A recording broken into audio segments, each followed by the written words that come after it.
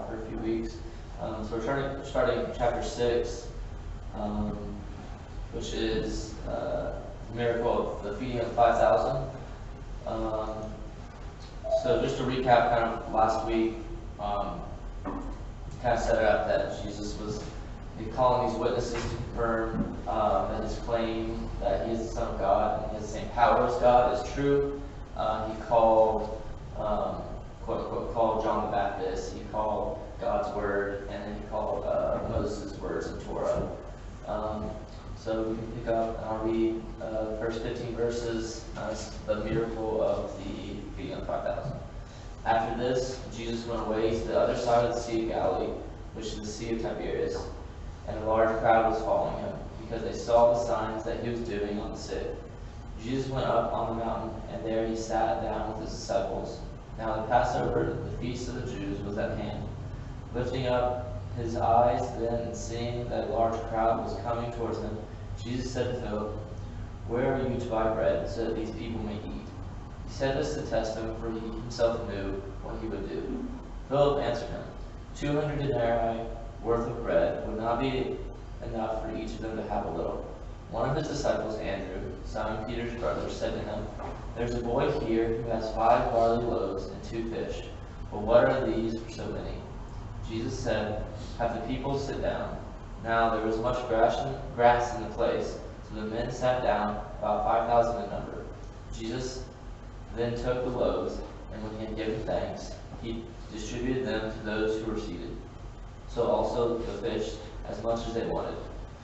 And when they had eaten their fill, he told his disciples, "Gather up the leftover fragments, that nothing may be lost." So they gathered them up and filled the 12 baskets with fragments from the 5 barley loaves left by those who had eaten. When the people saw the sign that he had done, they said, "This indeed is the prophet who is to come into the world." Perceiving then that they were about to come and take him by force to make him king, Jesus withdrew again to the mountain by himself. So just I think it's very helpful to kind of set the stage and to remember where we're at in Scripture and where we're at in history. So it says after this. It's not like a specific time. It's kind of like as John's writing it, he's writing all these things at one time after all these events have occurred. And so he's looking back on it and being inspired by the Holy Spirit, he's writing these things down. And so after this, it's at least 6 months, but it could possibly be a year between the end of chapter 5 and chapter 6. Because we remember in chapter 5, he talks about going up when he cleansed the temple. When he cleansed the temple, he was going there for Passover. When he came in, he cleared the temple when my father's house is in the house of trade. So all that was in chapter 3, and that was the Sabbath. And the Passover. The Passover was a year apart, and so it's saying here again that the Passover was at hand. So it's probably a year from chapter 5 to chapter 6. So it's a pretty big time period that John leaves out. But he says that in verse 2, he had a large crowd following him because they saw the signs that he was doing on the sick. So we know that in that year, and other Gospels expound upon it, that he was doing healings and he was healing the sick and the lame and doing these types of miracles. I think that's all I have for context. And obviously, we're still it's helpful to think, especially this miracle, that we're in the 1st century, like we're in 30 AD. So there's no supermarket, there's no fast food restaurant, there's no restaurants really at all. And so that makes this all the more important of why Jesus did this miracle. So any of the verses kind of stand out to you? Have you guys heard of this miracle before in Sunday school or just in passing? What do you guys know about the miracle? I think add before we kind of go through it. And I think I heard yesterday that this is one of the few miracles that are in all 4 Gospels, that it is related and in some of the other gospels, there's more detail as to what happened and what was going on just before this and stuff, that Jesus, during that year, that time you're talking about, he had sent his disciples out to go and tell people about him and to have their ministry, and that at this time they had come back, the whole group had come back, and he had taken them, when it says they went up to his disciples to the mountainside, that was their time. They came back, and they had been out and they were tired, and they needed to revamp and get back together and be encouraged to be with Jesus, and they went up to this mountain by themselves. But yet the people were still, following him, and people were still searching for him, looking for him. Yeah, and John makes a distinction. He doesn't here, but he makes a distinction between the 12, that's the 12 disciples, and then just disciples. And when he was sending out those disciples, it wasn't just the 12, it was a large army. And one time it was 70, I don't know if that was the time, but yeah, so there's a distinction that John makes, and the other writers of the Gospels make, that it's not just the 12 going out, that he had a larger discipleship than just the 12.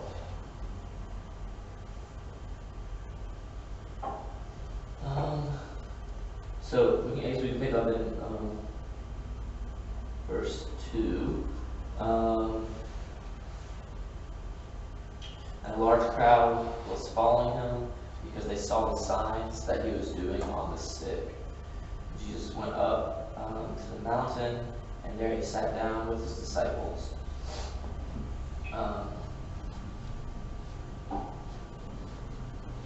So it's interesting because, one, where he's at geographically, it's on the way to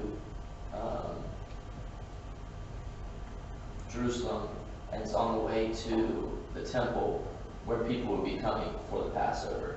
And so, because the Passover is at hand, I think is what he says. The Passover, the Feast of Jews, is at hand. So people would be traveling along this path. So I believe it was a pretty small town. Galilee was a pretty small town.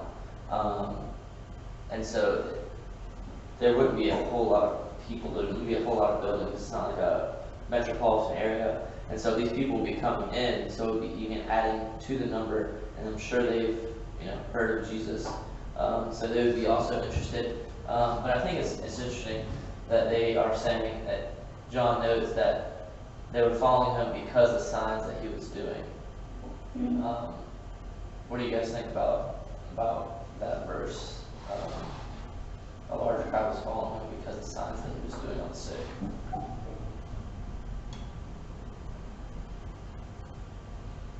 Well, to me, when you think about it, they didn't have doctors and hospitals and, the things that we have today to go.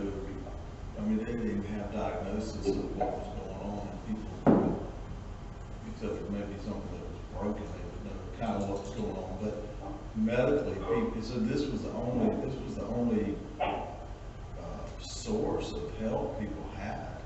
So, if you heard that somebody in another town was healed by this prophet, you're going to want, and you got some kind of issue going on, you're going to want to go see who this guy is, right? You're going to want to find him, you're going to want to know him, you're going to want to go see if this was real.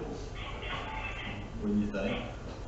Yeah, absolutely. I agree. He was a beacon of hope for a lot of these people, and like you said, it was a year's time, and they didn't have social media or anything back then, so it would have been all word of mouth. So over the course of a year, you would have had a lot more people hear about who he was and what he was doing.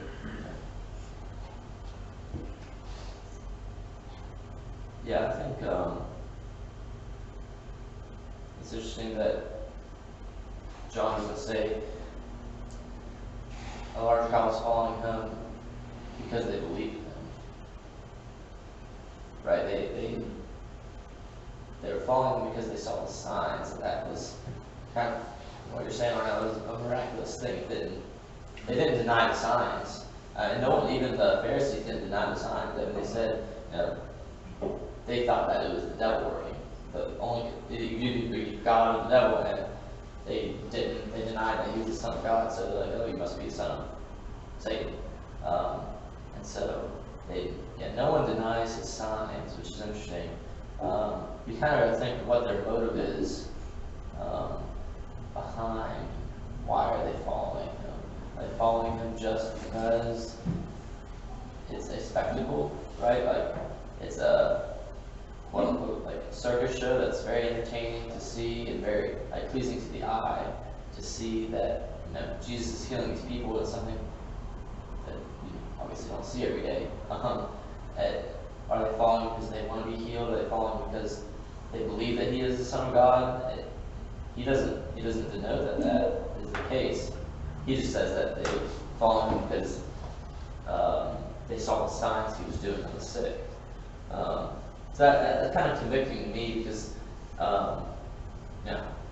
how, or in my life, when do I just follow Jesus because of one, or what can I get? Kind of see that motive from the crowd, like, what can I get from Jesus? He's healing all those people. He can heal me. And also, it would be kind of convenient, right? Because all your friends are going to follow him. So when is it just like convenient for us to follow Jesus? Those are the kind of two questions I was asking myself as I was reading it. It's like, when am I just doing this because it's easy, not because it's actually the right thing to do? So that was kind of the two questions I had in my head when I was reading it.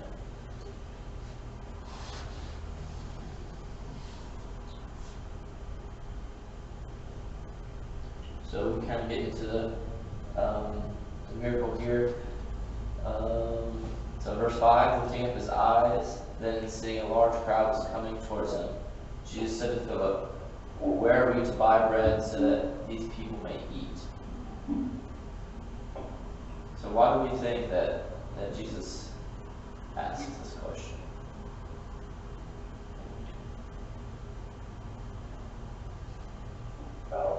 The next person, he asked this only to test him, which should be Philip, right?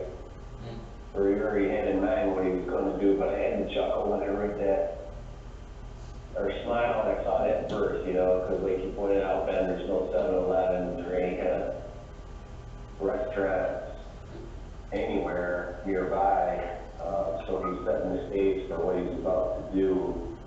And when Arnell pointed out the harmony of the Gospels for this area, because this account is documented in the other Gospels, I went back to Matthew real quick just to see, and I didn't realize that just prior to this, that if we think that Matthew's account was chronological, or if that's the case, then John the Baptist was beheaded just before this event. Yeah. I don't know if Matthew is chronological in that way there in this given area, but the different accounts of this event is interesting. I think it would be a good idea to take a look at those at some point and just kind of compare the different accounts of this event. But as it's documented here in John, this was setting the stage to see where Philip in this given moment is what I think. Yeah, not to sidetrack the point, but, we say there's 5,000, but when you say Matthew, Kevin, Matthew accounts that there were 5,000 men who ate besides women and children. So in Matthew's account, some people say there could be as many as 20 or 25,000 people at this event. So it is a huge crowd of people.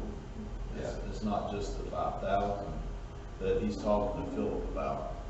Yeah, and it's interesting. In other Gospels, it says that he tells them to sit in groups of 50 and groups of 100. Yeah. And just to have that authority and command over 25,000 people that listen to you is just miraculous in itself. So, I mean, you can't get a class of 28th graders to sit in groups of 3, right? And then he does it to 25,000 people, which is just amazing. Yeah, those are good points. I think that to your question about why did he ask, now obviously, you know, it said that he asked this question to test him, but it doesn't ask him what the test, it doesn't tell us what the test is. It just says to test him, right? Yeah. We obviously, in my mind, we all obviously think, oh, well, the test is, do you have faith that I'm going to be able to feed all these 5,000 or these 20-something thousand people, right? But I started thinking about it, that may be part of the test, is his faith in Jesus. But part of it, the test may be where Philip's head is about helping people and being compassionate on a crowd of people at that point. And when he asked him, where are we to buy bread so that these may eat? Imagine Philip sitting there thinking, well, I didn't know we were supposed to feed these people. You know, that wasn't in my plan today. You know, that's not on my agenda, right? Think of Philip's up on the mountain. That's not even in his thought process, right? He's going around healing people, and he's going into towns, and he's staying with people, and he's eating their food. And all of a sudden, he's on this mountain out in the middle of nowhere, and he's got to take care of somebody. He's got to take care of this large group. So, part of it could be Jesus is trying to get him to, and we do know in chapter 6, they start talking about Jesus being the bread of life, and further on in the chapter and stuff. So, to me, it's more than just where are you going to get this. It's like you need to open your eyes and see what the needs are of the people that you're ministering to. Yeah, that's good. Yeah, and to add to that, right, they withdrew,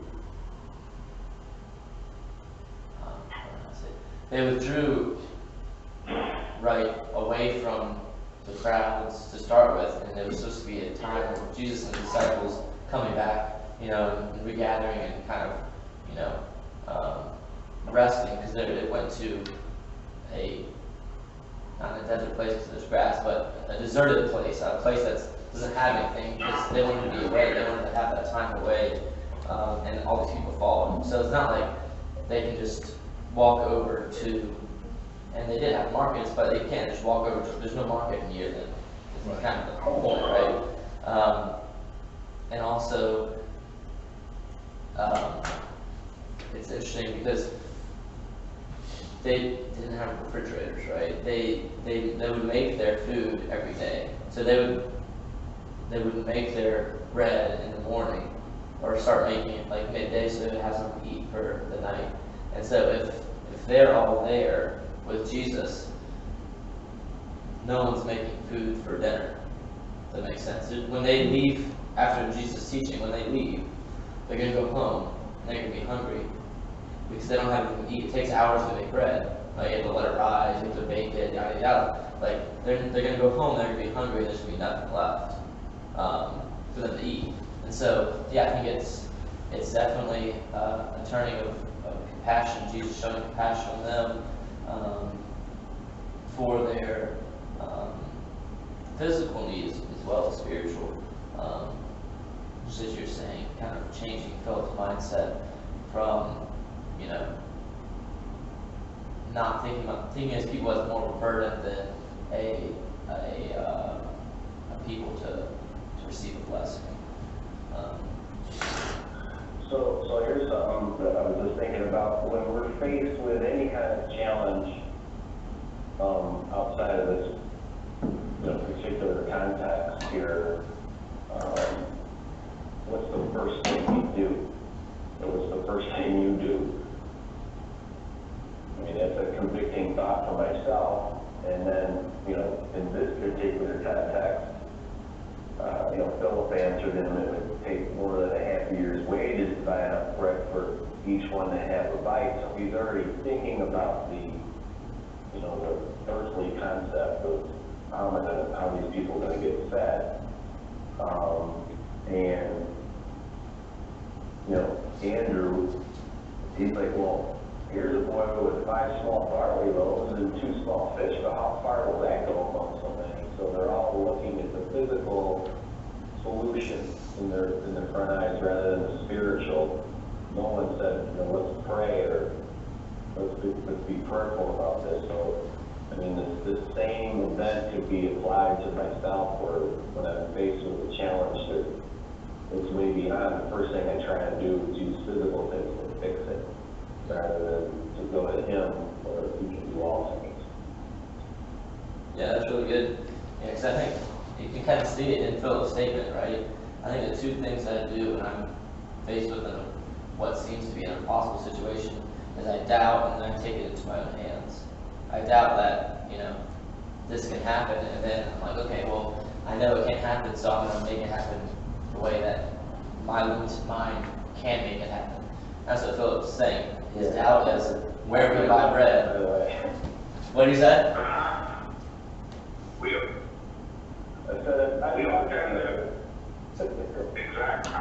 all tend to, be self-centered and rely on our 5 physical senses, how to resolve things or how to, overcome things. And the whole point is to remove that from our thought process and think spiritually. Yeah.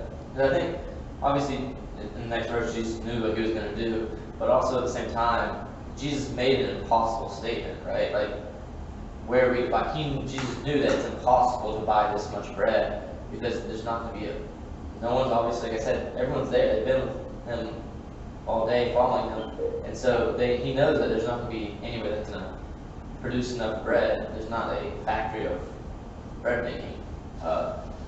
So He knows that it's an impossible statement, and I think He said He's testing His faith. Yeah, so that's good. Verse 7. Yeah. When we're talking about that, when you said it's an impossible statement, Yeah. and you're right, it's impossible, because where are you going to catch that many fish on top of the mountain too? It's just, it can't happen, right? Not in our mind, not in our world. There's no way to do what you're asking. So you think about that, and I was reading that too this morning, and it's like, are there things in my life that I feel like are impossible? It just, it's just, there's no way this will ever change. It's a situation that will never get better, or it's a physical issue that's in my life. There's no way, it's not going to change, it's not going to get any better, and what am I going to do? Am I just going to give up on it? And am I going to be like Philip and say, there's no way, we don't have the money? Or be like Andrew and like, okay, well, yeah, here's a little bit, but that's not going to fix it. You see these, I think what Jesus is trying to tell me is that, there are things that I can't fix, I can't resolve, and maybe even the world can't fix or resolve. And then what do you do?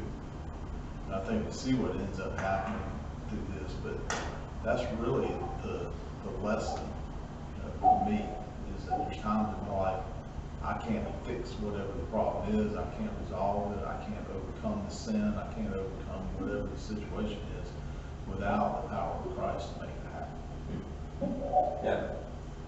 Yeah, and I think, just made me think of this, that if we look at it, their lack of faith, Jesus still acts, right? He still does the miracle, even though they didn't believe, right? So it's not based upon our faith at all, right? I mean, It's not Jesus' action is not based upon our faith. I should say that. It is based upon our faith that we believe in him. But because we don't believe that he can do something, doesn't mean he's not going to do it. It's kind of off topic, but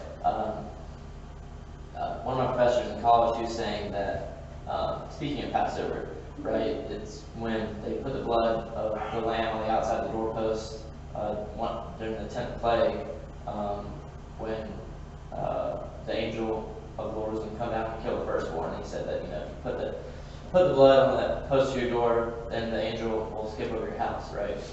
He's saying that if there's two houses, one house, they put the blood on the door and they believe, that Yahweh is going to save them. The other house, they put the blood on the door, they're in there and they're like, I did what he said, but I don't really know if this is going to happen.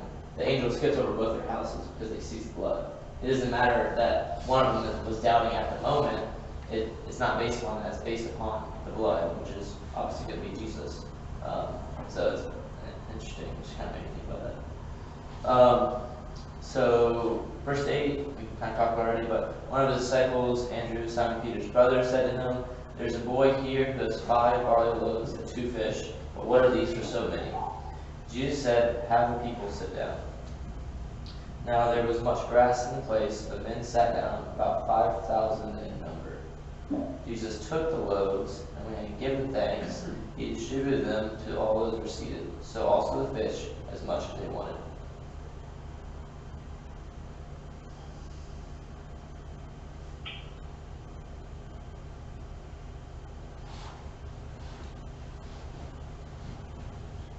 I think one of the common things from an unbeliever standpoint, or even a critiquing, of the Gospels, is that this is a community sharing event, right? That this boy brought this small little portion of 5 barley loaves, which in the commentaries that I read, it was actually like wafer crackers, not like French bread like we would think.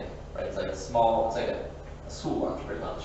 And 2 fish that were like either dried out or like pickled. So not like obviously a flapping fish there. But what are these for so many? And kind of the rebuttal that people are saying is that, oh, well, this boy brought his food and then it kind of unlocked the hearts of everyone else to say, oh, I'll bring my food too. And so they're discounting the miracle of Jesus. So just know that from an unbeliever standpoint, sometimes that's kind of the commentary that they think happened here to kind of try to disprove the miracle of Jesus.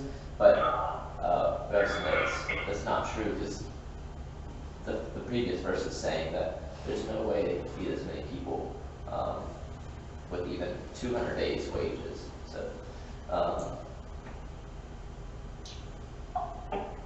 see. So I guess we'll continue on.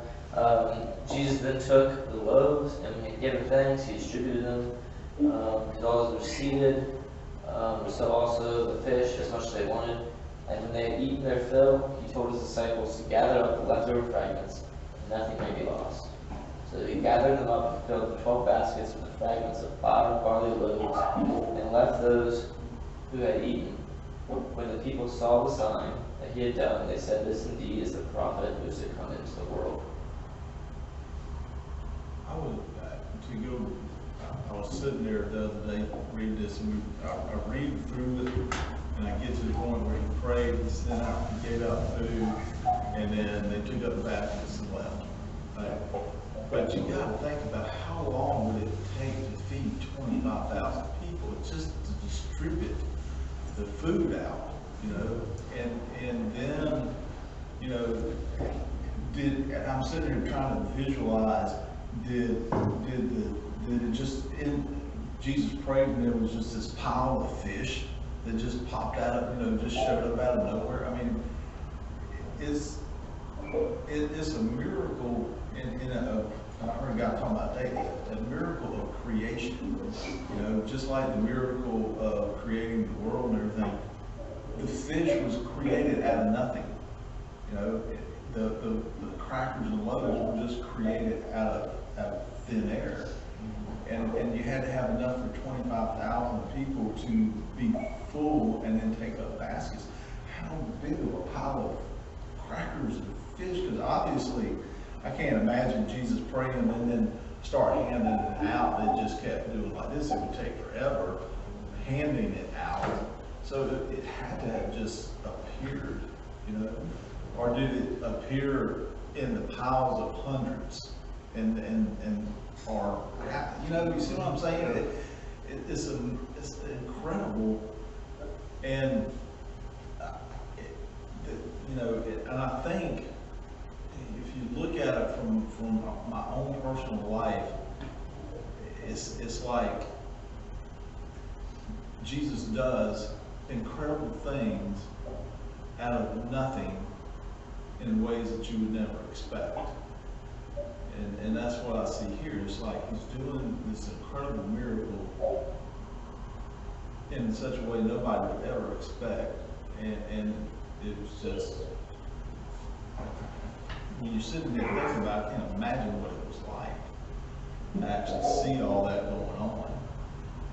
And then he ate with them, right? It's not like he just fed them and got up and left. I mean, all those people had to sit down and eat, and talk, and how long this took place? What do you think? Do you think it was like 5 hours, 8 hours? I mean, how long would this have taken just to eat? And then to collect everything after. Yeah. You also multiplied the baskets too, right? Days. Said they had 12 baskets left. Just a, Let's start with one. Go ahead. I believe it to be a super, I just lost my train of thought here, supernatural event, and time and the action of this was just not recognized. I mean, it was a supernatural event, and we don't know if it took place. It could have took place in our human mind of several hours, where in essence, this supernatural miracle that he performed, occurred, and time wasn't recognized of what it was going to take to pass all this around there.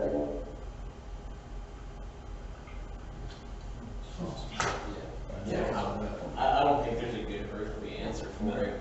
It's logistically speaking, that would be a massive undertaking. And it says that people took as much as they wanted. They weren't small portions, so everybody got a bite.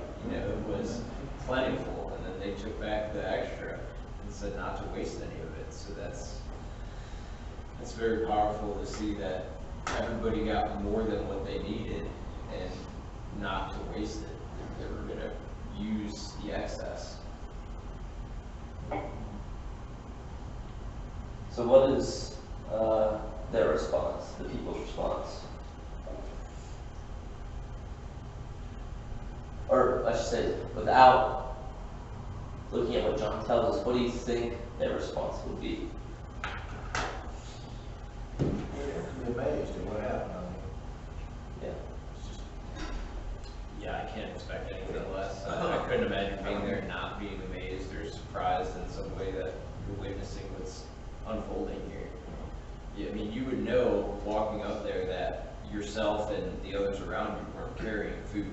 So, you'd be definitely conscious of the situation, and then to witness all of these thousands of people suddenly feasting around you, there would have to be talk and rumors amongst the crowd. How did this all happen? Where did this come from? And, the faith would grow just within the conversation of the group, I imagine.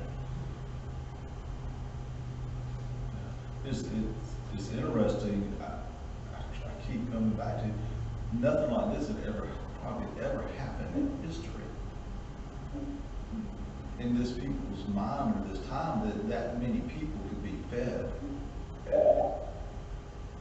What do you think In about that time, in that time of the Pretty world. monumental.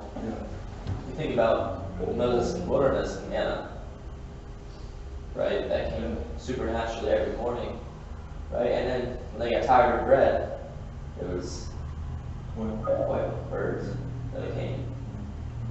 Different situation, but I'm sure that has to be on their mind.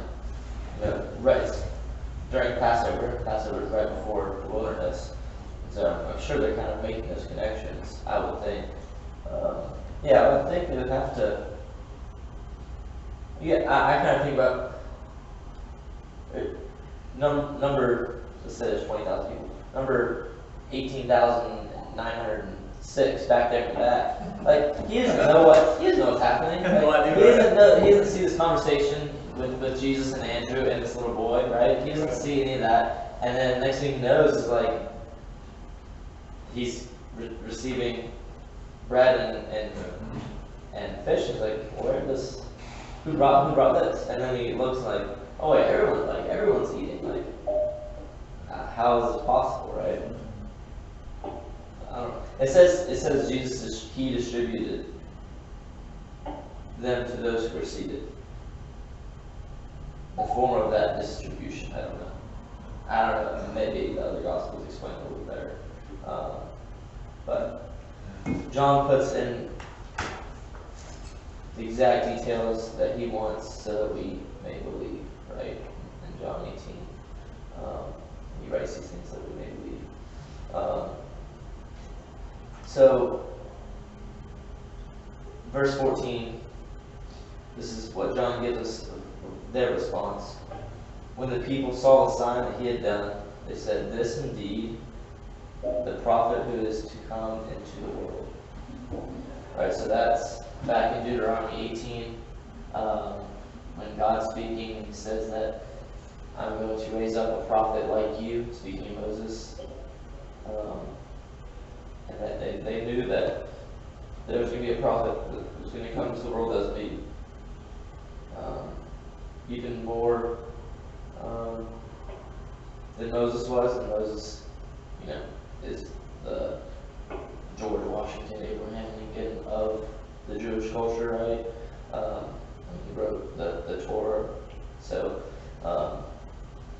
he is, their biggest, other than Abraham, their biggest figure, and that they're saying that this indeed is that prophet. They're saying that Jesus is that, he is that guy, that prophet that is bigger than Moses.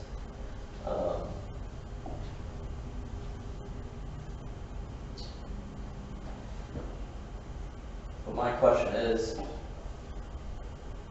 how do you relate verses 14 and 15? So if their response is, "This indeed is the prophet who is to come into the world," and then 15 says, "Perceiving then that they were about to come and take him by force to make him king, Jesus withdrew again to the mountain by himself."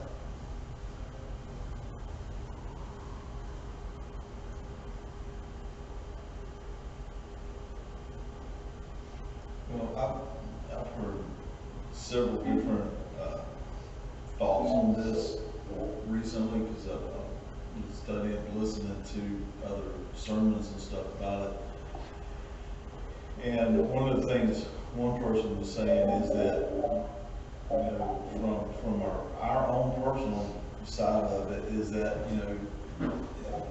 are we willing to make Jesus the king of our lives because of who he is?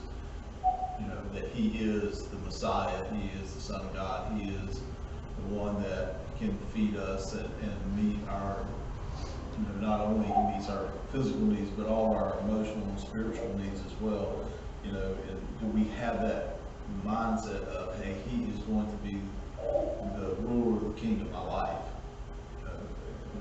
But then there's other people who talk about it from a different point of view, from a physical or worldly point of view too. But I like to think about it from a spiritual point of view, and that I'm willing to make him the king, the one that I obey, the one that I serve. Yeah, and just to read the scripture in Deuteronomy, it says, "The Lord your God will raise up for you a prophet like me," speaking of Moses, "from among you, from your brothers. It is him you shall listen. Just as you desired the Lord your God at Horeb on the day of the assembly, when you said, "Let me not hear again the voice of the Lord my God, or see the great fire anymore, lest I die." So, those verses, there's no mention of this prophet being a king, right? And so you would have to think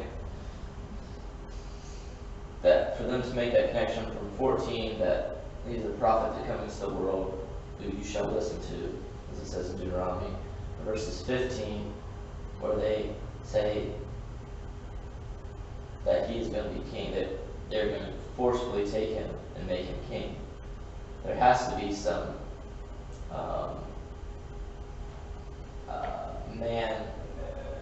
man-made traditions that have gone in there, right? That their view of this Messiah was not to save them.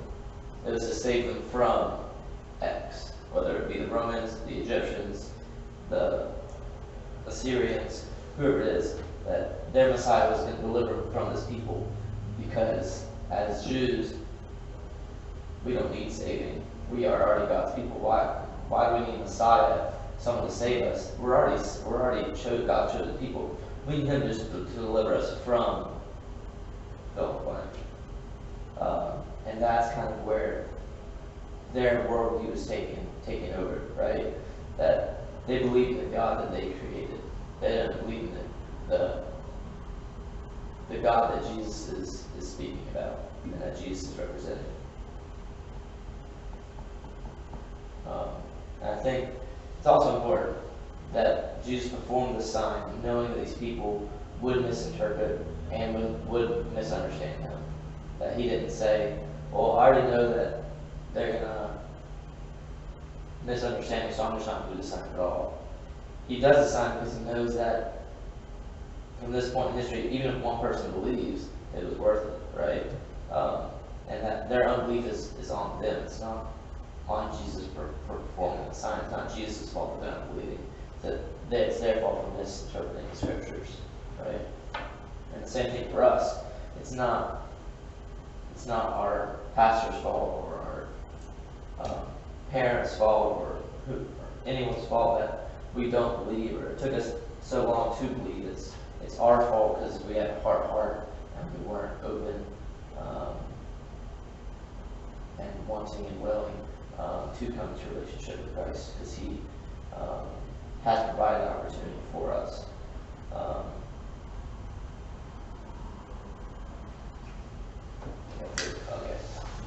We're 2 minutes over, but one last thing. So the takeaways, that is kind of the spiritual aspect of all this. Jesus provides more than we imagine, right? That he took these loaves and these fish and he provided much more than they would imagine. He fed 25,000 people. It says that they ate their fill, so Jesus satisfies us fully, and he often provides in a different way than we expected. And then kind of from the spiritual giving standpoint, from the boy, that no offering is too small, that God can work in miraculous ways. You kind of see that in the parable of the poor widow, where all these rich people are giving out of their abundance, and then she gives like what would be equivalent to like $10. They've given like thousands, and Jesus says that she gave everything she had. You gave out of your abundance, but she gave out of her heart. So kind of go through that. But any other closing comments? A little bit over. All right, I'll pray for this. Dear Lord, I thank you for this day, Lord. Thank you that we can hear your word this morning, that we can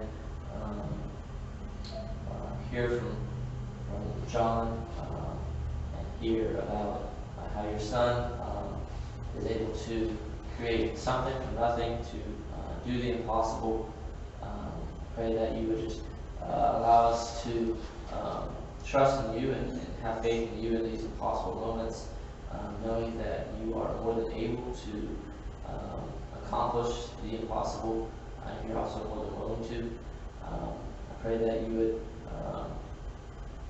continue to lead us in in relationship with yourself, so that we can grow in a relationship with one another, with you. I pray that you continue to bless this Bible study, and that you would continue to give us open ears and open eyes to learn and to desire to be more like you. It's in your name we pray. Amen. Okay. Yeah.